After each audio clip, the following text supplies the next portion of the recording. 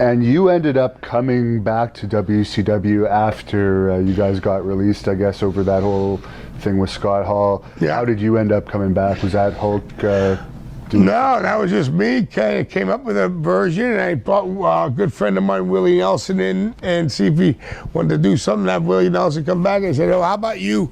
I didn't know they were starting a hardcore division at the time, and they said they were going to throw me in on that. And you know, I ended up being a world champion in the hardcore division 4 times, and we kind of started that back in the day, when it was street fight matches and this and that and the other.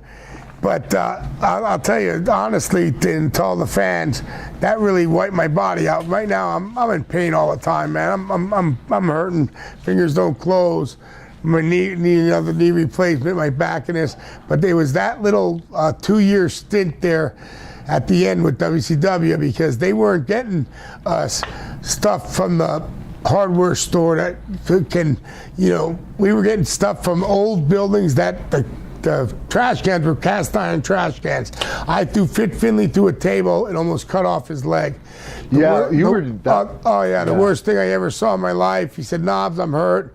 His leg was hanging there like someone took a butcher Was that axe. the junkyard match? No, not the junkyard match. It was a match in Tupelo, Minnesota, just a hardcore for the belt match, and we were grabbing stuff from the back of the buildings. These were old buildings. The cash cans weren't the ones you buy down at the Home Depot down here, where they're aluminum and tins. They were real stuff. So this one was made with Formica, the face of it, and when he went through it, the night before, he didn't make it through. I think it was in Tupelo he didn't make it through. So he rushed so hard the next night, and it went like a shotgun blew through it. All he saw was like a round hole, it was shot from a cannon, and it cut him all up. And the one got his foot and almost cut his leg off. He had drop foot for a long time, but that is one of the most toughest son of a bitches ever in the world. I love him to death. He's a very good friend of mine, and didn't want no pain shots or nothing. He said, "Stitch me up, what you got to do," but it was horrible. If anyone would have saw the injury, it was that bad. And I got into it the next day with Bischoff, and Jimmy Hart grabbed me because we had to do something else. Because he said, "You're not going to blame this on WCW." I said, "Dude, you're not buying us the right stuff. We're out here every night. We're doing 280 days a year.